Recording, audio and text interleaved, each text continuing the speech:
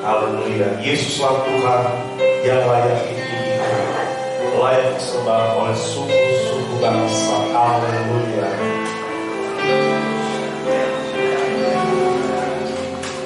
Yesuslah Tuhan yang layak ditinggikan,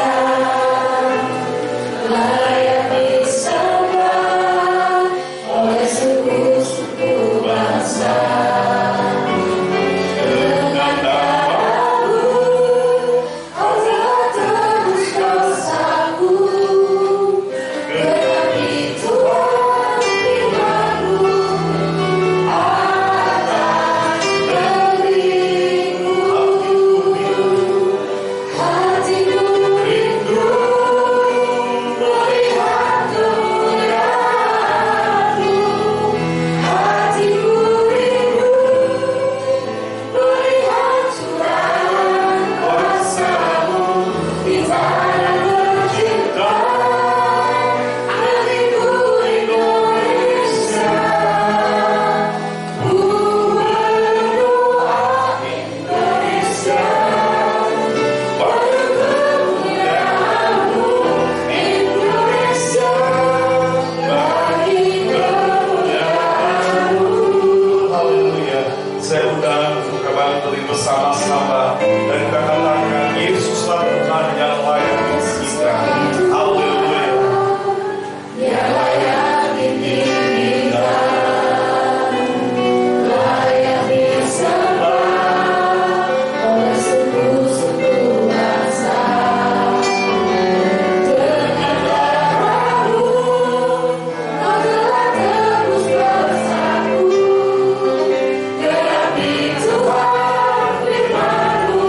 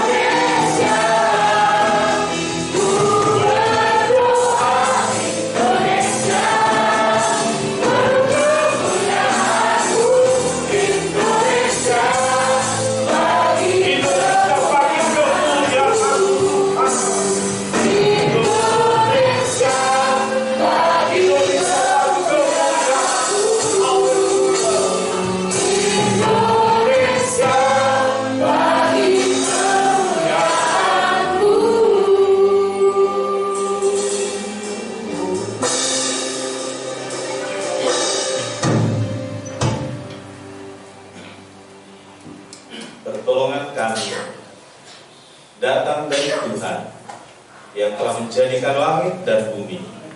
Berkat melimpah dari Allah Bapa, Anak dan Roh Kudus diturahkan dengan limpahnya pada setiap jemaat yang hadir dalam ibadah ini, baik secara onsite maupun online.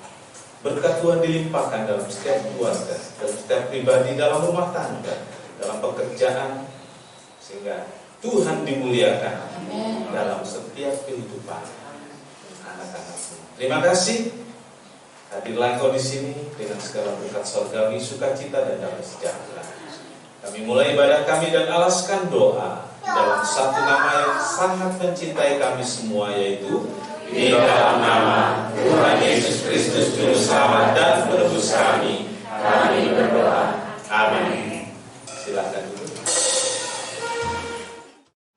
Kau kekuatanku, penopang hidupku. Haleluya. Dan kita berkata soal bagi Tuhan. Amin. Kau kekuatanku, Penopang hidupku. Kasih keselamatan. Berikan kasih setiamu. Sebab hidupku. Akan berlaku.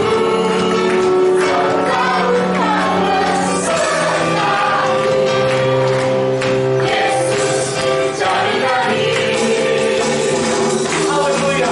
Berjalan bersama Tuhan. Tanpa kita. Kalau kau menyertai kami. Akan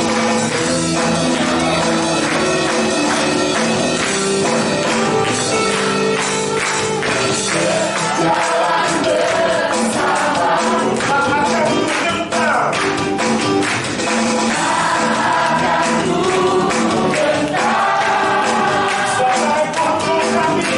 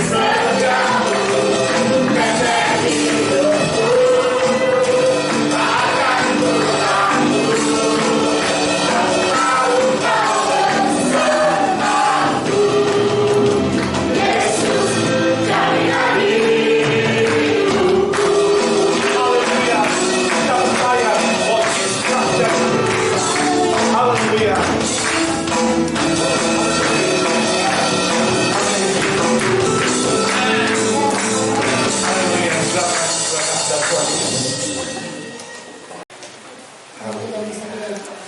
Kami yang baik, terima kasih Tuhan, karena hubungan kami di Tuhan, karena keterangan satu apapun ya Bapak. Tuhan sebentar lagi kami akan bersembahnya Bapak, biarlah kembali menjadi buka yang harum di hadapan ya Bapak. Kami berdoa juga Tuhan untuk para kaya Tuhan, berkati dalam keluarganya, berkati dalam kehidupannya ya Bapak, biar apa yang mereka lakukan itu bisa mempermuliakan nama-Mu saja ya Bapak. Terima kasih Tuhan, terima kasih. Hai dalam nama Tuhan Yesus, kami sudah berdoa. Haleluya. Amin. Amin. Kata pujian, besarkan nama Tuhan, pujilah Dia. Haleluya.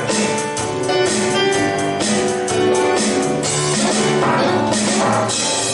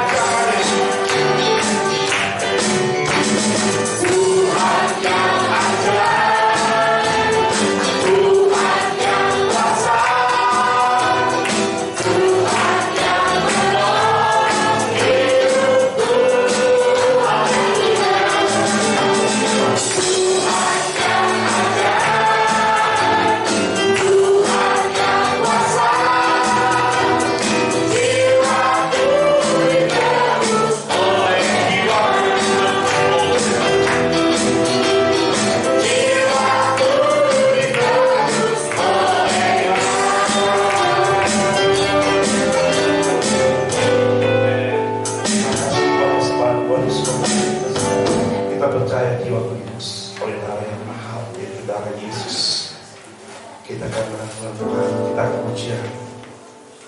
Tinggikan ku bersyukur padamu. Mereka bersyukur pada Tuhan.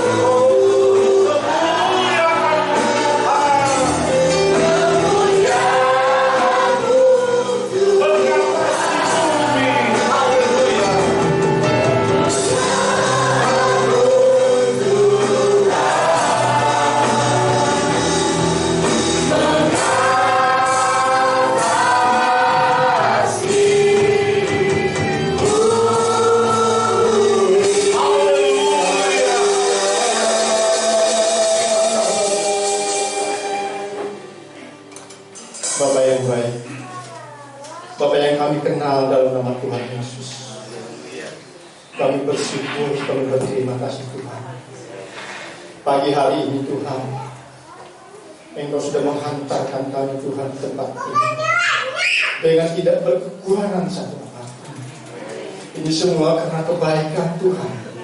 Ini semua karena anugerah Tuhan yang sudah Tuhan curahkan buat kami di tempat ini. Bapa di dalam surga, sebentar kami akan mendengarkan firman-Mu Tuhan. Biarlah Engkau berbicara melalui hamba-Mu Tuhan yang tidak mempersiapkan firman-Mu Tuhan. Biarlah kami anak-anak-Mu Tuhan yang ada di tempat ini boleh buka hati, boleh buka pikiran kami, boleh fokus dan konsentrasi untuk mendengarkan firman-Mu, agar firman-Mu Tuhan boleh menjadi kekuatan dalam hidup kami, boleh menjadi penuntun dalam keluarga, terlebih dimanapun kami berada. Tuhan Yesus, Engkau berkati kita Tuhan, anak-anak-Mu yang sudah melayani kami pada pagi hari ini. Berkati dalam keluarganya, berkati dalam rumah tangga, berkati dalam pekerjaan, berkati dalam studinya Tuhan. Biarlah Tuhan pelayanan mereka pagi hari ini boleh berkenan di hadapan Bapa di dalam surga. Kami juga mendengarkan Tuhan hamba-Mu yang sebentar akan menyampaikan firman-Mu Tuhan. Engkau berkati, Engkau urapi Tuhan apapun yang disampaikannya Tuhan. Biarlah semuanya itu Tuhan berasal daripada Engkau. Terima kasih Tuhan Yesus, terima kasih Tuhan. Kami serahkan doa kami hanya di dalam satu nama Tuhan Yesus Kristus. Haleluya. Amin. Sama-sama kita berdiri, kita membaca Ayub 42 ayat 10. Kita mulai dari alamatnya. Mulai. Ayub 42 ayat 10. Lalu Tuhan memulihkan keadaan Ayub setelah ia meminta doa untuk sahabat-sahabatnya. Dan Tuhan memberikan kepada Ayub 2 kali lipat dari segala kepunyaannya dahulu. Amin. Silakan duduk. Berbahagialah setiap orang yang telah membaca, mendengar dan melakukan firman Tuhan. Tuhan Yesus memberkati. Bapak Ibu Saudara sekalian, kita sama-sama tahu cerita hidup Ayub. Iya, berbagai peristiwa yang dijalaninya, cerita keluarganya, cerita dia dengan sahabat-sahabatnya. Umumnya kita paham, kita tahu itu semua.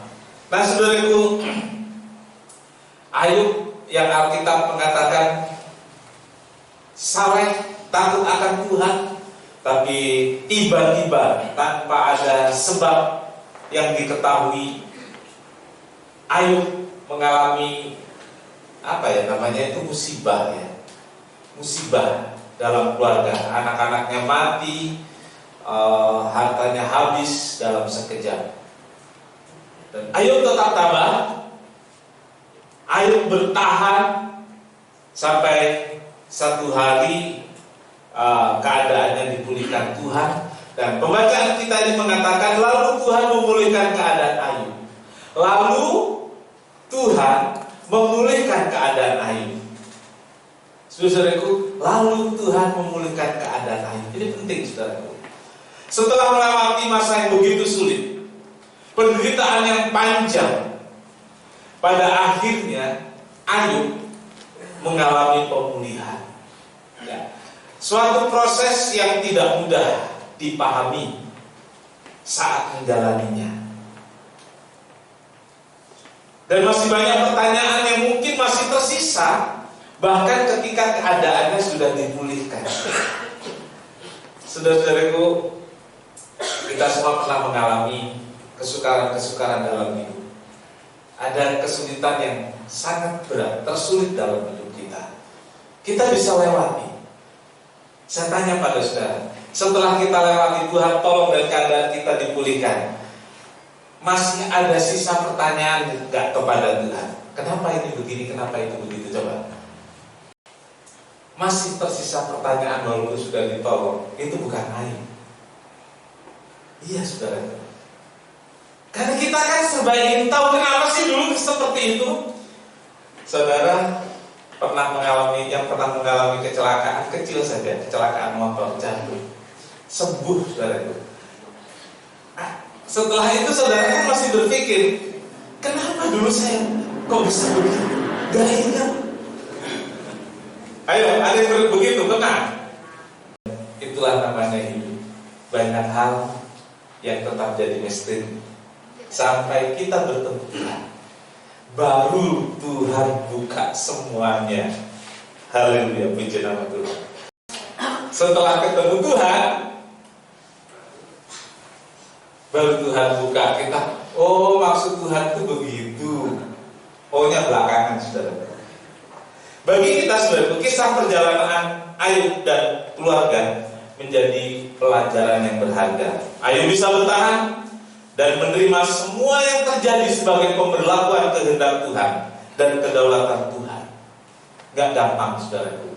Menerima semua yang terjadi sebagai pemberlakuan kehendak Tuhan itu tidak mudah. Ayub tidak menyalahkan siapapun. Ya, dia menyesali semuanya. Dia tidak menyalahkan Tuhan, dia tidak menyalahkan orang lain. Bahkan ketika istrinya mengolok-olok, dia pun tidak menyalahkan istrinya. Sahabat yang dulu begitu baik menuding Ayub mungkin punya kesalahan. Ayub juga tidak menyalahkan sahabat-sahabatnya. Dia terima semua keadaan pahit sebagai pemberlakuan kehendak Tuhan dalam hidupnya. Saudara-saudaraku, banyak orang mengalami musibah atau tragedi dalam hidupnya. Dan kalau itu terjadi, pasti ada rasa kecewa, menyesal, lalu mencari salah. Siapa yang salah? Kadang-kadang kalau sudah nggak ada disalahkan, siapa yang disalahkan, saudara?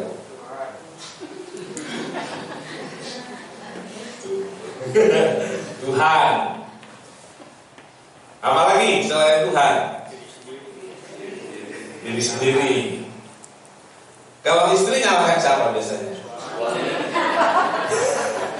Kalau suami, pokoknya yang dicari orang lain. Nah, kalau sudah mulai menyalahkan diri sendiri itu biasanya yang sudah putus asa, sudah. Menyalahkan diri sendiri, terus lihat tali rafia. Iya, saudaraku, itu sudah mulai menyalahkan diri sendiri. Nah, saudaraku, Ayub tidak, dalam bahasa umum yang mudah dimengerti, ikhlas, ya, legowo, ya, terima. Orang Jawa punya budaya nrimo, ya sudah, pasrah, gitu ya. Nah, saudaraku, Ayub ikhlas, legowo, menjalani semua tanpa mengeluh, tanpa menuduh, dan dia jalani sampai ya dipulihkan secara rohani, dipulihkan secara jasmani, kesehatan keluarga, anak-anak. Dan inilah yang saya ingin sampaikan pagi ini. Ayub menjadi pelajaran berharga untuk kita semua. Sebab saudaraku, perjalanan rumah tangga setiap orang itu punya cerita, ya. Perjalanan setiap keluarga itu punya cerita yang unik menurut versinya masing-masing. Gak ada cerita keluarga, cerita perjalanan keluarga yang sama, gak ada. Masing-masing punya keunikan tersendiri, punya versi sendiri-sendiri.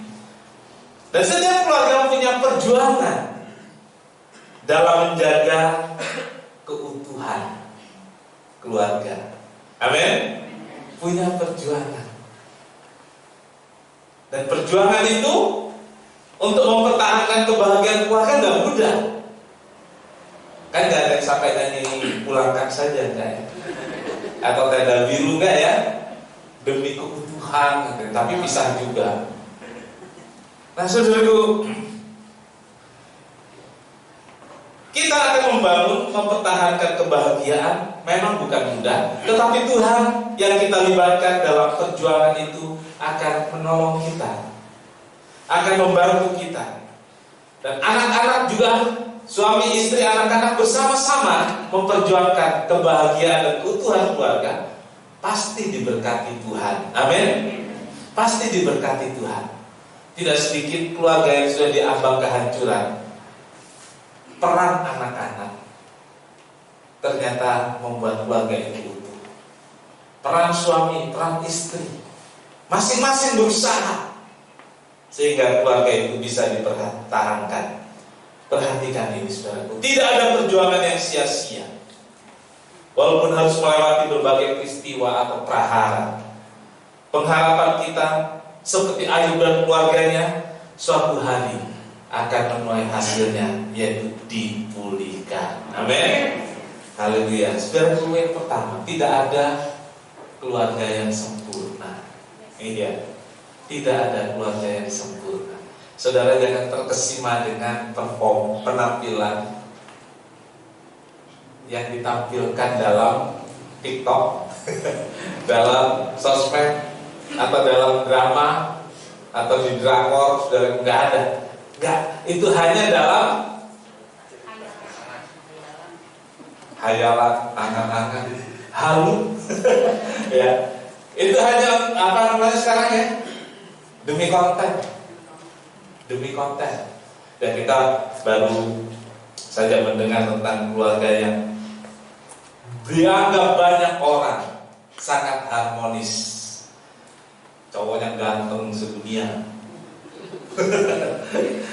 Dan selama bertahun-tahun semua baik-baik saja. Ternyata kemudian bisa tidak utuh lagi. Gak ada yang sempurna. Kalau Tuhan masih membuat keluarga kita bersatu, bahagia, mungkin ada pernak-pernik serba-serbi di sana sini, bersyukurlah, karena peran anggota keluarga itu ternyata membuat keluarga tetap bersatu, dan Tuhan yang mempersatukan terus-menerus. Amin. Saudara, sama seperti ungkapan tidak ada manusia yang sempurna, demikian juga tentang keluarga. Tidak ada keluarga yang sempurna. Setiap keluarga mempunyai kekurangan, punya kelemahannya, yang bisa menjadi celah untuk menimbulkan masalah. Ya, kekurangan, kelemahan itu jadi celah, membuat masalah bisa tumbuh di sana. Saudaraku, ada beberapa masalah yang saya catat dalam Alkitab untuk di-share pagi ini dalam pemberitaan firman. Saudara sempat kenal atau tahu dan gak akan pernah lupa seorang yang disebut bapak orang beriman. Siapa? Abraham. Masalahnya di mana, saudara? Ya? Wih, udah ada di sana. Ingin keturunan. Ya, keinginan Abraham untuk punya keturunan mendatangkan masalah. Bahkan masalah yang ditimbulkan itu sampai hari ini tetap ada masalahnya. Saudara, nggak sedikit loh gara-gara keturunan. Seorang mencari yang lain supaya bisa. Betul, pernah mendengar ada keluarga yang seperti itu? Dikira orang menikah itu kayak bikin pabrik, saudara. Iya sih, ada yang terus tiap tahun gitu kayak tikus gitu ya, lahir kayak kucing. Tapi ada juga yang tidak. Kan ini Tuhan yang ngatur semua. Saudaraku, sebagai bapak orang beriman, Abraham juga adalah sebagai kepala keluarga. Dan sebagai kepala keluarga di sini justru mendatangkan masalah karena keinginannya memiliki keturunan. Kita melihat dalam Kejadian 16 ayat 1 sampai 3. Kejadian 16 ayat 1 sampai 3. Ya. Ada Sarai, istri Abraham itu tidak beranak. Ia mempunyai seorang hamba perempuan orang Mesir, Hagar namanya. Berkatalah Sarai kepada Abraham, "Kau tahu Tuhan tidak memberi aku melahirkan anak-anak." Dan Abraham, saya ulangi, "Kau tahu Tuhan tidak memberi aku melahirkan anak. Karena itu baiklah hampiri hambaku itu. Mungkin oleh dialah aku dapat memperoleh seorang anak." Dan Abraham mendengarkan perkataan Sarai. Ya. Jadi yang kelanjutnya siapa ini? Perhatikan ayat 3. Jadi Sarai, istri Abraham itu mengambil Hagar hambanya orang Mesir itu, yakni ketika Abraham telah 10 tahun tinggal di Kanaan, lalu memberikannya kepada Abraham suaminya itu untuk menjadi istrinya. Saudara-saudaraku, setelah berjuang dalam penantian 10 tahun, terjadilah peristiwa lahirnya Ismail dari Hagar. Inilah yang kemudian menjadi celah dan membuat masalah, menjadi pemicu dan pemecah kebahagiaan keluarga Abraham, bahkan sampai hari ini. Sampai hari ini, dimulai dari Ismail versus Ishak, Israel ini sampai sekarang kita dengar terus berantem aja, gak ada berhentinya kan ya. Dan di Indonesia, saudaraku,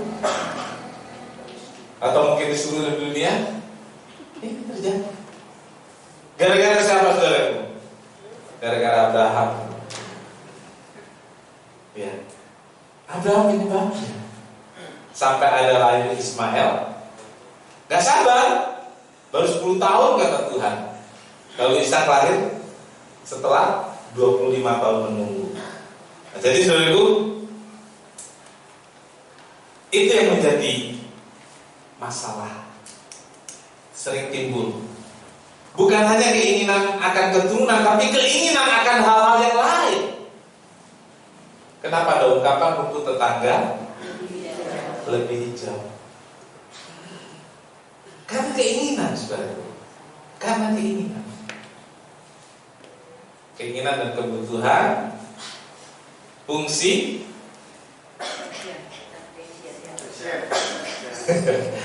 atau fashion, ya kan? Budget atau update, itu saudaraku, ini kembali dalam hidup kita dihadapkan pada hal-hal seperti itu. Iya, saudaraku. Baik, lanjut. Pilih kasih. Ini yang bisa menjadi penyebab huru hara dalam rumah tangga, dalam keluarga. Pilih kasih. Bapak Ibu, pilih kasih nggak dalam keluarga terhadap anak-anak? Jawab yang kenceng. Ada satu yang jujur, kadang-kadang. Ada ungkapan saudaraku, nggak ada yang adil di dunia ini. Betul? Kalau saudara tahu nggak ada yang adil di dunia ini, waktu ditanya siapa yang merasa yang adil, kan enggak. Tapi yang ditanya siapa yang pilih kasih juga enggak. Bingung saya. Gitu. Mungkin saudara nggak ngerti yang saya maksud, karena itu dengarkan poin ini. Asik. Nggak ada yang adil di dunia ini. Termasuk saudaraku, nggak ada orang tua yang adil. Amin. Yang amin anak-anak. Gak ada orang tua yang adil. Yang lain tidak mengaminkan berarti, karena menganggap dirinya paling adil di dunia. Menganggap dirinya orang tua yang adil. Bertobatlah kalau berpikir seperti itu. Serius. Iya. Tapi berusaha adil loh. Saya ingin membuat kita mengerti kenapa terjadi huru hara di rumah dan lain sebagainya. Ini penyebabnya. Saudara, jangan malu loh saudaraku, kalau ternyata kita jadi orang tua yang gak adil. Jangan malu. Ternyata kita ini tidak adil. Yang ada itu kita berusaha untuk tidak pilih kasih. Dan dalam kenyataannya saudaraku, tadi saudara sepakat ya, Orang tua berusaha untuk adil, berusaha untuk tidak pilih kasih. Sepakat ya? Berusaha, ya. Amin? Berusaha? Yes. Dengarkan baik-baik. Kau udah tahu? Dalam kenyataannya ini saudaraku, saudara nanti ditanya adil, nggak ada yang ngaku adil. Waktu dibilang berusaha adil, mengaku berusaha. Tapi saya ingin berkata saat ini dalam kenyataannya orang tua punya alasan tersendiri atau alasan yang dicari-cari untuk membenarkan tindakannya pilih kasih.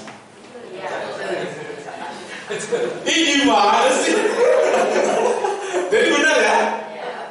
Punya alasan tersendiri atau alasan yang dicari-cari untuk membenarkan tindakannya pilih kasih. Ini anak-anak jangan bangga. Iya, nanti dapat bagiannya sendiri anak-anak. Ini baru ngomong orang tua ini. Apa alasannya yang biasa dikemukakan? Karena ternyata saya lebih sayang ke salah satu dari 10 anak, salah satu dari 2 anak. Ya, coba ada alasan apa aja? Tadi semua masuk bagian penting yang saudara sampaikan ya. Saya juga mencatat beberapa. Karena anak bungsu. Kalau tadi karena anak laki-laki, ada juga karena anak perempuan. Iya, betul. Dulu saya ditanya, kalau almarhum Ibu Gembala yang disayang siapa? Biasanya jawab sayang semua. Bapak Gembala sayang siapa? Sayang semua, kayak Yesus saja ya. Sayang semua. Tapi pada kenyataannya jemaat juga tahu saya lebih dekat ke bukan Gisel, bukan anak perempuan. Saudaraku, ada karena alasan gender tadi, ekonomi, kesehatan, bungsu, sulung. Anak sulung nggak disebut ya. Oke, saudaraku. Coba perhatikan ini. Kejadian 25 ayat 28. Ishak sayang kepada Esau sebab dia suka makan daging buruan. Tetapi Ribka kasih kepada Yakub. Di ayat lain dikatakan karena Yakub suka di rumah bantu mamanya. Jadi Esau disayang Ishak, Yakub disayang Ribka. Perhatikan, masing-masing punya alasan. Hanya gara-gara suka makan sop nih saudaraku. Yang satu lebih disayang. Padahal yang masak mamanya dibantuin oleh bayangin. Coba, gara-gara sop kan gitu ya. Sop kacang merah kita tahu itu. Yang masak siapa? Mamanya. Yang bantuin siapa? Yakub. Tapi ternyata orang tua melihatnya lain. Yang satu sayang Esau, yang satu sayang Yakub. Nah, saudaraku, maka terjadilah ada anak papa, ada anak mama. Sekarang anak-anak, siapa yang merasa anak mama?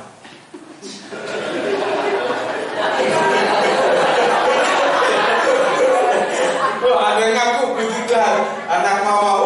Ada yang ngaku. Yang di depan kalau dengan ingat kelihatan mamanya. Yang merasa anak papa. Wis. Iya. Ini namanya dimengerti, dipahami, kan? Tadi udah sepakat nggak ada yang adil.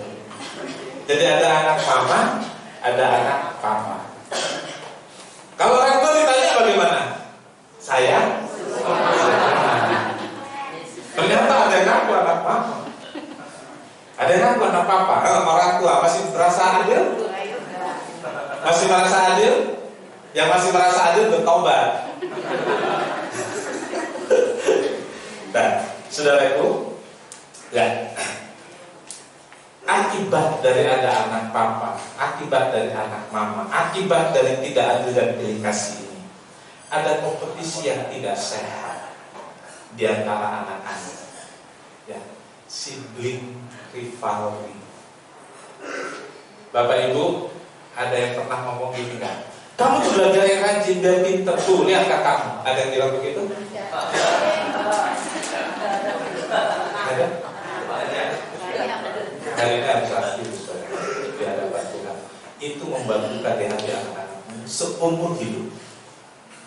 Walaupun sudah minta maaf, tapi tetap diingat seumur hidup. Lihat Adit itu, dia rajin belajar, dia rajin bantu, gak kayak kamu. Ada yang pernah ngomong? Hari ini aku di hadapan Tuhan, itu akan membantu seumur hidup. Ya, saudara itu, seringkali kita orang tua itu poin 1 selalu benar. Poin 2 kalau orang tua bersalah. Hari ini saudara, akuilah. Terjadi kompetisi yang gak sehat gara-gara sedikit perkataan. Soal cuci piring bisa jadi masalah besar, betul? Betul. Iya. Jangan adikmu aja yang cuci piring itu, kamu bantu. Adikmu tuh rajin, gak kayak kamu malas. Kalau bersih, anak yang dibilang ya karena saya malas, saya tidur aja, bagaimana itu? Itu melukai hati. Ya, kita harus mengemas kata-kata yang memang bisa membantu untuk anak-anak itu semangat, bukan mengecilkan atau menjatuhkan. Itu akibatnya ada kompetisi yang tidak sehat. Ini bahasan yang panjang, tapi saya potong di sini, saudaraku. Anak-anak kemudian menjadi tidak rukun. Anak-anak punya rasa persaudaraan yang rendah. Ingat ini, saudara, karena orang tua, anak-anak punya rasa persaudaraan yang rendah. Karena diperlakukan tidak adil. Karena orang tua pilih kasih, membuat rasa persaudaraan anak-anak sangat rendah, tidak rukun. Biarin aja dia kan lebih sayang. Ada anak-anak yang pernah ngomong gitu di hati mungkin. Ada, ayo ngaku. Udah biarin dia aja. Tanggung jawab dia kan lebih sayang. Ada? Iya. Harus bertobat yang begitu. Anak-anak kena sekarang. Lalu saudara ini saudara, anak-anak punya keberanian melawan orang tua. Jadi kalau ada anak melawan orang tua, jangan salahkan anak itu. Orang tua harus periksa diri, kenapa anak bisa melawan? Kenapa anak berbohong? Iya.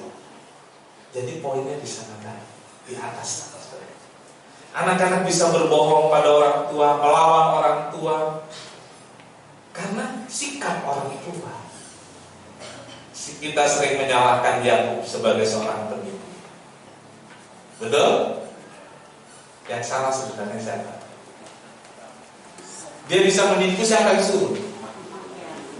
Baru sekarang aku ngomong ya. Saya belum pernah dengar orang khotbah yang mengatakan bahwa Ribka penyebab Yakub bisa menipu. Yakub menipu, yang suruh siapa? Itu bukan inisiatif Yakub, inisiatif Ribka. Pakailah baju ini, masak sop buat papa. Itu inisiatif mama. Inisiatif mama. Saudaraku, ini kasihan perempuan hari ini. Hawa, Sarai, lalu Ribka. Artinya gini, peran ibu, peran wanita penting dalam keluarga. Sedikit salah, rusak rumah tangga. Iya. Sedikit salah, anak-anak bercerai-berai. Anak-anak bercerai-berai. Yakub dan Esau terpisah karena mamanya yang suruh. Jadi saudaraku, jangan kita merasa sok tahu dengan keadaan anak-anak. Jangan merasa selalu benar. Kalau memang kita tahu salah, aku itu selesaikan dengan anak-anak. Anak-anak akan sangat menghargai. Jadi saudaraku, dua hal yang menjadi renungan hari ini. yaitu tentang tidak ada orang tua yang sempurna. Rumah tangga bisa rusak karena orang tua pilih kasih dan tidak. Rumah tangga bisa rusak karena keinginan-keinginan yang tidak terkontrol. Orang tua dan anak-anak harus bersama-sama membangun keutuhan keluarga. Keutuhan keluarga bukan tanggung jawab orang tua saja, bukan tanggung jawab bapak atau ibu saja, tapi anak-anak turut bertanggung jawab, sehingga rumah tangga kita, keluarga kita diberkati, dipulihkan, dan keluarga yang memuliakan Tuhan. Amin. Tuhan Yesus memberkati.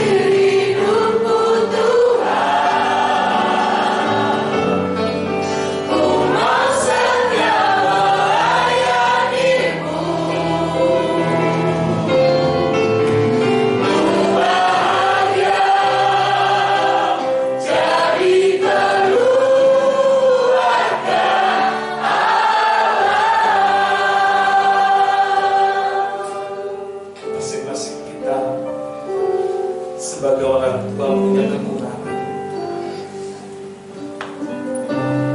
Anak-anak juga punya kekurangan, kelemahan. Tapi hari ini kita mau belajar merendahkan diri, mau minta tolong agar Tuhan jagai keluarga kita, mengampuni salah, mengampuni dosa dan kekurangan kita. Bapak Ibu yang suami istri, silakan berpegangan tangan berat. Silakan datangi suami kalau terpisah. Silakan.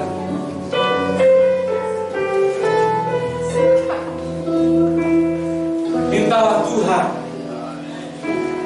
Mintalah Tuhan menolong kita, membantu.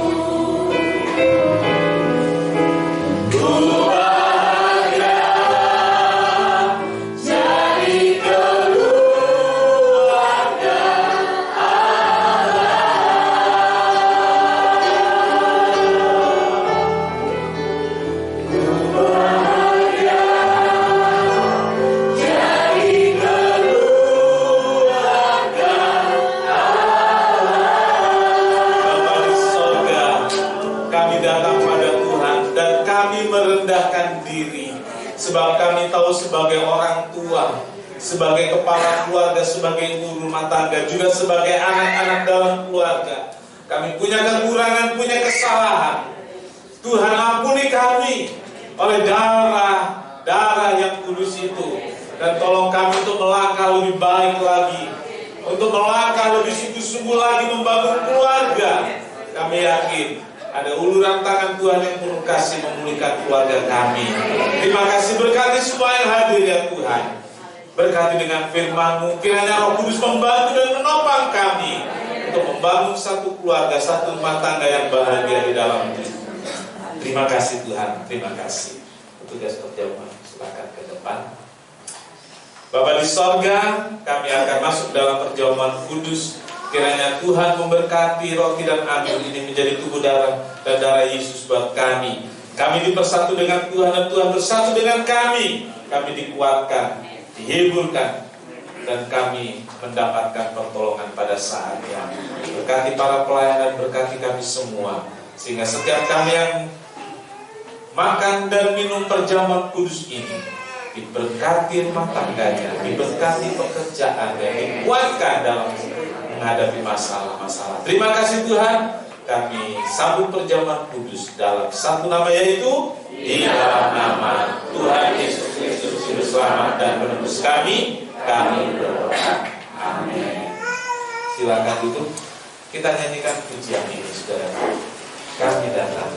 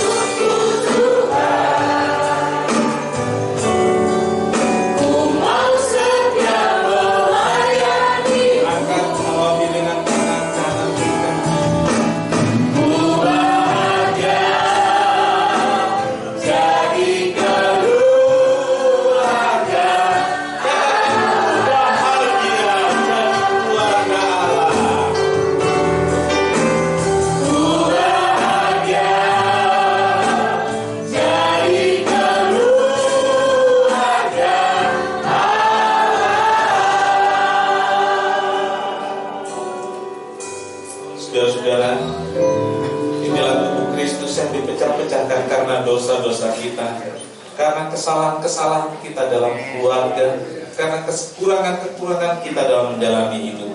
Tetapi tubuh Yesus sudah dipecah-pecahkan untuk kita dan mengampuni segala dosa kita. Dengarkan firman Tuhan. Inilah tubuhku yang diserahkan bagi kamu. Perbuatlah ini menjadi peringatan akan dalam. Saudara kekasih, bukankah roti yang kita akan bersama persekutuan dengan tubuh Kristus? Haleluya. Makan dengan percaya dalam nama Tuhan Yesus Kristus.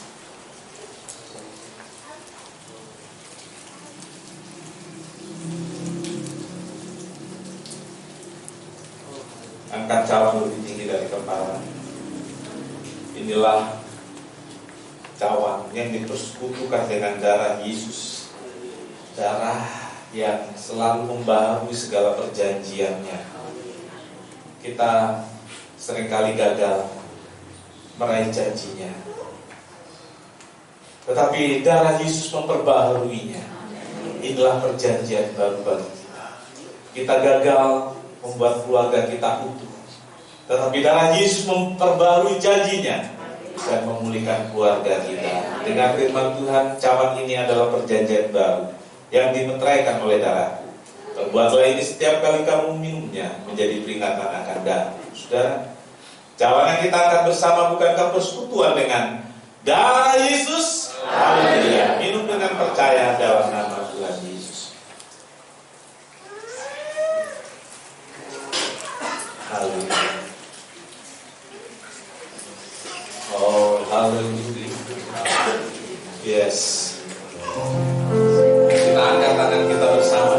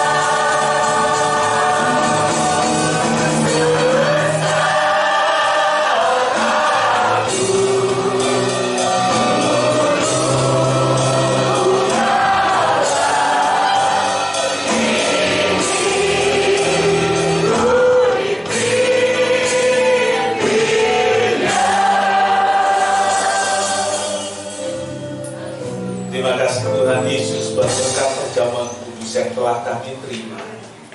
Biarlah itu membuat kami kuat karena Tuhan yang hadir, Yesus yang hadir dalam roti dan anggur tinggal dalam kami, dan kami tinggal di dalam Tuhan, dan itulah yang membuat kami kuat dan tabah menghadapi segala sesuatu dalam perjalanan mengiring Tuhan.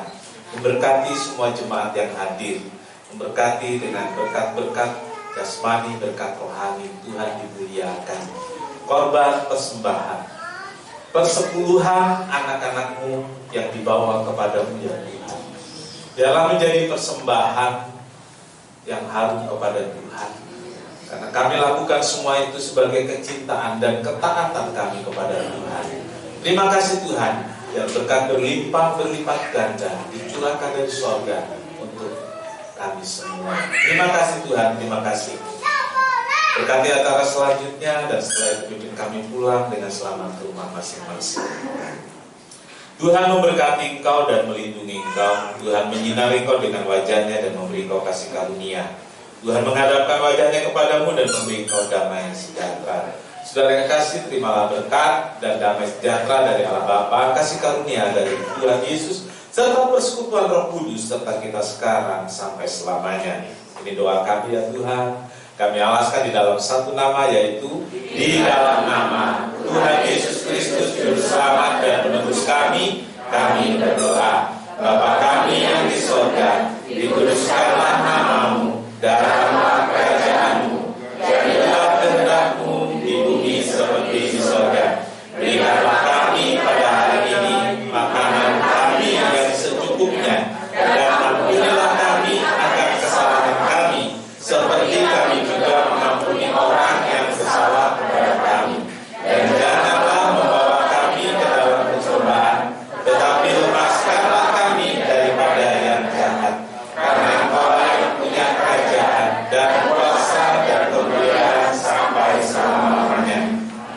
Amin.